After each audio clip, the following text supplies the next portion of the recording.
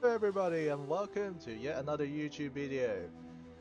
It's me again, Mix180 with another video about a reaction video. So in this one I'm going to be reacting to a unusual story about an island that nobody wants to visit. I'll explain to you, or rather you can sort of delve deep into it in this particular video. You'll find out in just a moment. But before that, don't forget to leave a like and to subscribe to my channel. And as always, it's always wonderful to for you viewers to actually watch my videos. So thank you. I'll see you on the outro video. Right, okay, here we are. This is the story, or the explanation I'm talking about. This is a video about why visiting this lost island will kill you. It's an island off the sort of the archipelago of the Andaman Islands in India. It's quite fascinating, so let's play. In October of 2018, a 26-year-old American man had just arrived on a flight to the city of Port Blair, the capital of the remote Andaman Islands that are a Union territory of India. But Port Blair wasn't his final destination. He spent the next 11 days in Port Blair in complete isolation, attempting to quarantine himself and purge his body of any infectious diseases that he may have been carrying with him. Afterwards, his next objective was both simple and insanely complicated. He was going to bribe some local fishermen to literally take him to another universe and reality. You see, Port Blair is a modern city home to more than 140,000 people, a major naval base of the Indian Navy, and has more than a dozen direct flights to cities across the rest of India. How you get it to the is Andaman majorly Islands, integrated if you with the wanna go 21st there, century that is. globalized world that everyone watching this video is familiar with. And anyone can fly there from New York City for less than $2,000, or from London for less than $1,000. That's quite expensive. And yet, into only today's, 50 kilometers society. to the west of modern Port Blair is a largely untouched relic of humanity's This is very the island distant I'm talking past about. that nobody is ever allowed to enter under any circumstances. Yeah. North Sentinel Island. Yes. The island is roughly the same area as Manhattan, surrounded by coral reefs with a thin strip of beach around its entire perimeter, and nearly entirely covered by a dense jungle, making it impossible to see anything on the surface from above. And it is also home to the Sentinelese, a small hunter-gatherer tribe that has existed there in isolation for tens of thousands of years. They continue to have no knowledge of anything outside of their small universe on the island, and they have no comprehension of anything more advanced than a bow and arrow. To them, the year is still effectively the same as 20,000 BCE, and they have no knowledge or comprehension of the modern city of Port Blair, just 50 kilometers away to their east with regular flight services operated by Airbus aircraft. As such, the tribe is often considered to be a so-called uncontacted tribe, a rare, living relic of humanity's distant hunter-gatherer past that somehow remained lost and forgotten throughout the thousands of years of human history and technological development that eventually got us to the modern world of the 21st century. North Sentinel Island is in a different universe from ours, but that hasn't stopped people from ours attempting to interfere with theirs. Over the centuries, many from our world have gone to the island and attempted to establish contact with the Sentinelese. But all have failed because the Sentinelese usually attack and attempt to kill anyone who has ever tried. They see every attempt by our world to interact with them the same way that we would see an advanced alien invasion of our planet, and as such, they usually respond quite aggressively. And in order to respect the tribe's clear desire to be left alone from our world, the Indian government has sealed it off to all of us, enforced by a 3 nautical mile wide no-go zone that is illegal to enter and patrolled by the Indian Navy.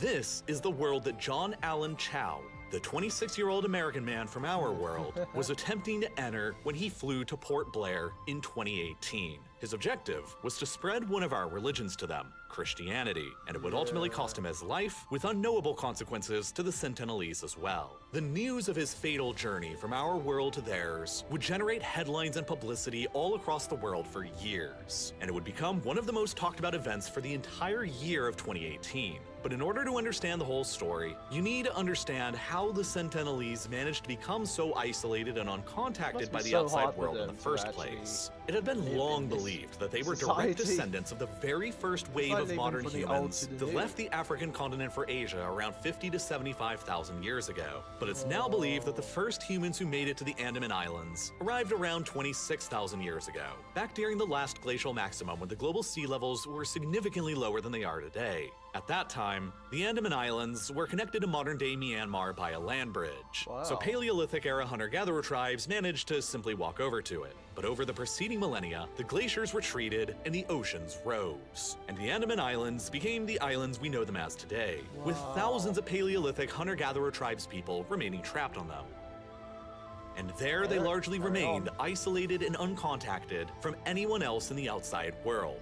At least to our knowledge. It's possible that from time to time, various different kingdoms and empires in India and Southeast Asia would send parties out to the Andaman Islands for the occasional diplomacy or slave raiding mission, but we simply don't know because we don't have any good historical records. Regardless of how often these events may or may not have happened, the indigenous Andamanese remained Paleolithic hunter-gatherers with essentially no knowledge of anything beyond their own islands, until a ship arrived from the British Empire in 1789 to suddenly announce the presence of the universe beyond. The British had come to these remote, far-flung islands in order to set up a difficult-to-escape-from penal colony for Indians who were rebelling against their growing conquests over on the subcontinent. That penal colony eventually became the modern city of Port Blair. And at the time of that ship's initial arrival in 1789, there were around 7,000 uncontacted indigenous people of the Andaman Islands, Wow. made up of dozens of different tribes, including about 10 on the island of Great Andaman alone, the Jangil, the Jarawa, the Onge, and, of course, the Sentinelese. And the arrival of the British and their Indian prisoners to this small, hitherto unknown universe continued on the trend that began when Christopher Columbus led the first visitors of the Old World to the New World back in 1492. They carried with them diseases like measles, influenza, and smallpox that their people had gradually acquired genetic resistances to over thousands of years of dense civilization, agriculture, and livestock domestication. quite a The indigenous history. peoples of the Andaman Islands, just like those in the Americas, had no resistance to any of these diseases, and so the diseases quickly annihilated most of them.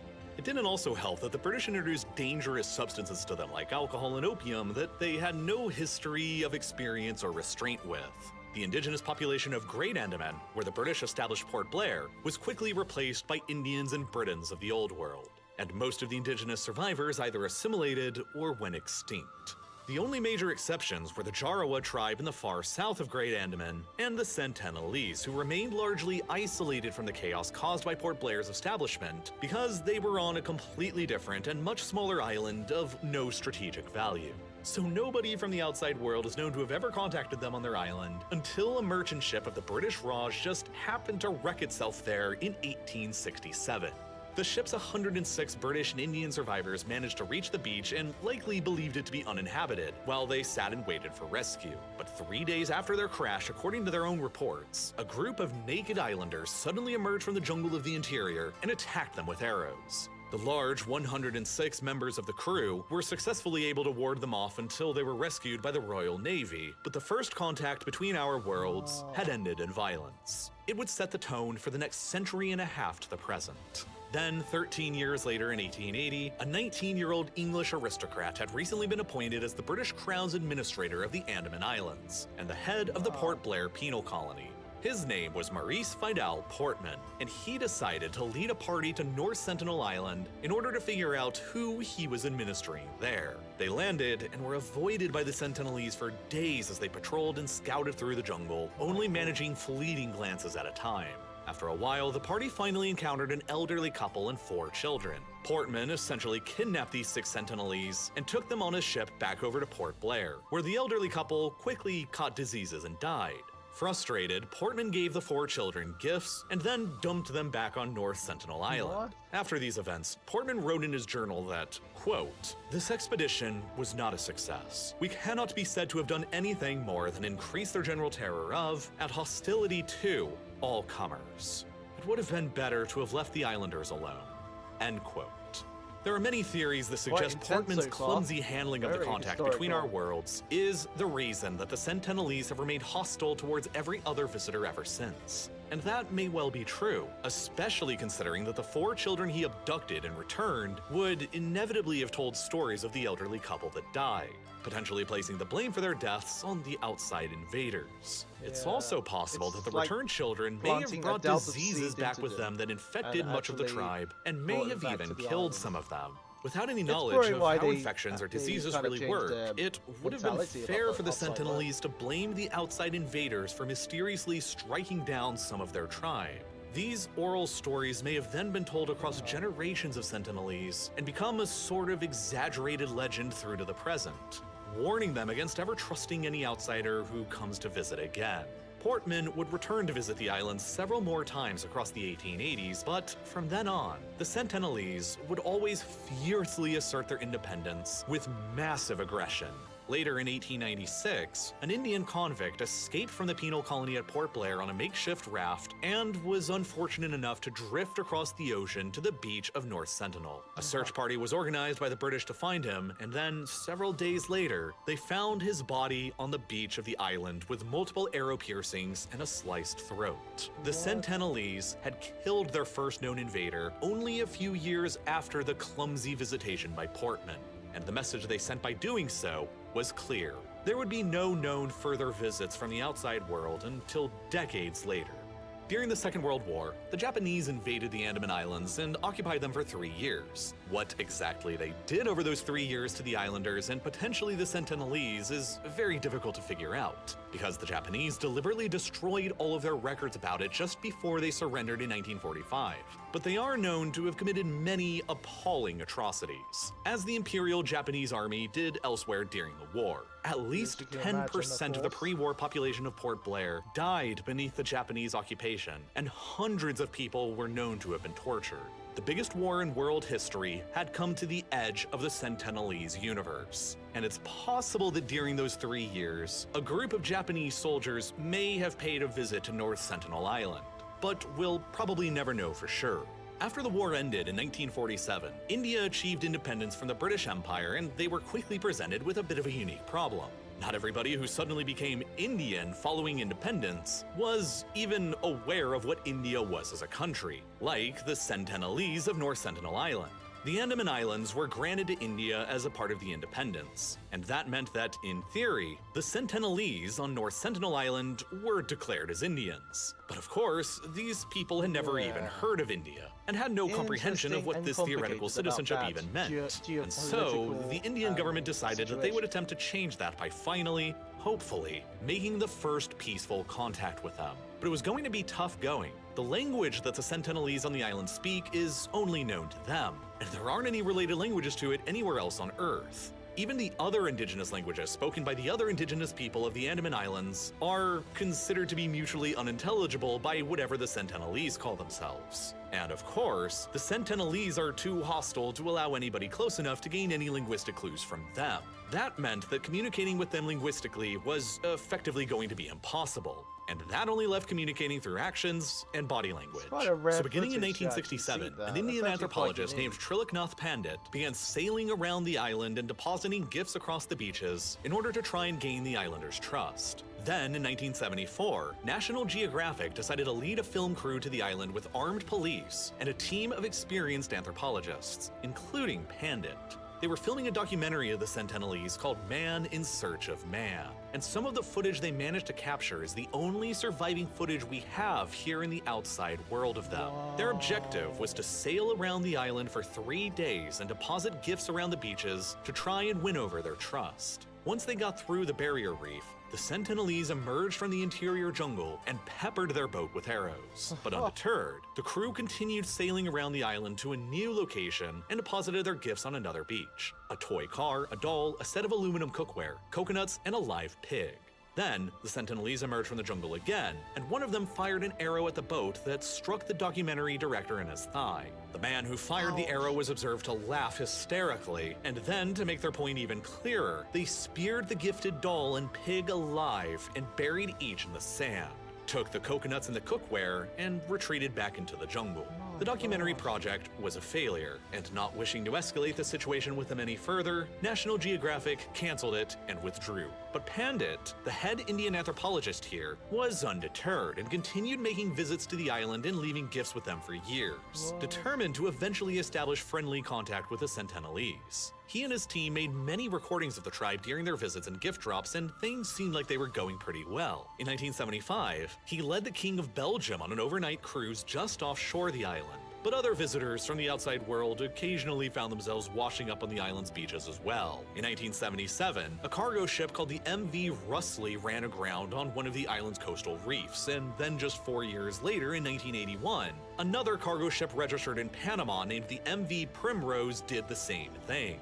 The crew of the Primrose became shipwrecked, and they had to wait patiently for another ship to arrive and rescue them. Nothing too unusual was noticed until several days later, when one of the crew suddenly spotted emerging from the jungle, quote, around 50 naked wild men waving bows and arrows on the beach. Terrified and crucially unarmed, the crew had to hastily radio their shipping company's office and demanded an immediate airdrop to be flown in delivering guns and ammunitions to defend themselves with. For the Sentinelese, it was like a repeat of the 1867 British Raj-era shipwreck. But luckily for everyone involved this time, an American helicopter pilot who happened to be working in the area nearby was contacted and was able to land on the ship's deck and airlifted around 30 of the crew members away to safety. The sight of such a thing to the Sentinelese on the beach was probably incomprehensible, but they left behind their entire ship on the island and all of its iron, which sort of immediately catapulted the Sentinelese through the technological eras to at least the Iron Age, because they are known to have gone aboard and scavenged this ship for iron and tools and weapons ever since. You can still see the remains of this ship's wreckage today in Google Earth when you go to North Sentinel Island and look at the island's far northwestern corner. But alongside these more clumsy encounters, Pandit was still attempting to conduct his professional ones. By 1988, Pandit observed that after depositing gifts on the beach, a Sentinelese man was seemingly dancing with joy. A month later, during another visit, as he and his team were dropping off bags of coconuts, there were some Sentinelese who approached them on the beach and got within 10 yards of direct contact. And then came what seemed to be the breakthrough between the two worlds in 1991. Pandit had sent one of his junior anthropologists to the island to lead a routine gift drop, Madhumala Chattopadhyay, who was, notably, a woman. She reported that during this gift drop, the Sentinelese waded out into the waters directly to the boat to accept their gifts. The first time that anything like this had ever happened. She suggested that her presence as a woman signaled to the tribe that her crew didn't have any aggressive, warlike intentions, and that made them more trusting. The following month, Pandit and Chattopadhyay each went to North Sentinel Island together and were stunned to witness around a dozen of the Sentinelese rushing out directly to their boat to greet them. And then shortly afterwards came the breakthrough photograph. Pandit and his team from our globalized, modern world were right there in the water side by side with the uncontacted, Paleolithic, hunter-gatherer Sentinelese. Wow. And for a moment, each of them held the very same coconut together in their hands. It was the culmination of 24 years worth of Pandit's efforts to achieve a friendly contact with them. No, and he and his team withdrew shortly afterwards, delighted with the success. But the very next year in 1992, Pandit turned 58 years old and was hit with a mandatory retirement age. He would never visit the island again after that initial friendly contact, and the Indian government decided to ban all future visits from the outside world shortly afterwards. North Sentinel Island was sealed off with a 3 nautical mile wide no-go zone that would be patrolled by the Indian Navy based nearby at Port Blair. Nobody, for any reason, would ever be allowed to travel to North Sentinel Island ever again, both for the protection of the Sentinelese themselves and for the protection of what the Sentinelese might do to anyone else who visited. But that wouldn't stop future visitations. After the island was indefinitely sealed off, the first known visit that came next was in 2006, and it was accidental. 2 Indian fishermen were illegally fishing in the no-go zone and had likely gotten blasted drunk on wine. Their boat drifted a little too close to the island and then washed up on the beach. Other fishermen who were illegally fishing in the same area claimed that they then witnessed a group of Sentinelese approach the boat with hatchets before hacking the 2 men to death.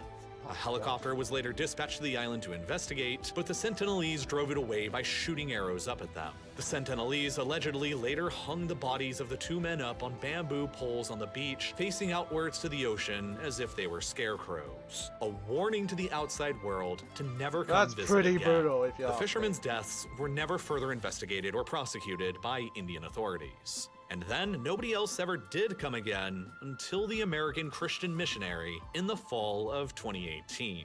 He came unprepared. And after repeatedly visiting the island over a period of several days, the Sentinelese killed him as well. And he is now at least the fourth body from our world that remains on that island without any ability to recover. The Indian government has given full legal immunity to whatever the Sentinelese do on their island, including killing anyone who's foolish enough to disregard their laws and visit. Wow. So don't ever do it, and stay alive. It's not worth visiting, and it's not worth risking the lives of the Sentinelese with your diseases either. They have shown multiple times over decades that they want to be left alone from us, and I believe that we should respect their wishes. The island is sealed off to the outside world for a very good reason. Wow, what a and it's story, basically eh? the real-life version It of goes the to Prime show- Directive from Star Trek. The closest you'll I ever don't be able think to I'll be glimpse it is visiting the while island flying on an Air India ever. flight into or out of Port Blair, which often will take you directly over the island and offer you the only view you can ever have into another world. Now, if you're anything like me, you're probably Wow, incredible stuff. Well, what a story, eh? Oh, well, I'm guessing my debrief about that particular video was that number one, don't visit the island at any cost. Number two, I guess it is very, very difficult to do so because, well, as you saw in the story of the video, it's, well, you will get killed. You will be absolutely met by hostility by the Sentinelese people. And number three, well, it's a story unknown. You know, it's quite a unique story, and I love these kind of unique stories in that regard. So yeah, I loved it. I loved the story about it and the historical facts and the way that it's shaped up to be from the past to the present. And yeah, I really enjoyed it. So that's the end of the video. If you leave a like on my video, that would be greatly appreciated. And also as well, don't forget to subscribe to my channel as well. And thank you very much for watching, and I'll see you all on the next video. Bye bye.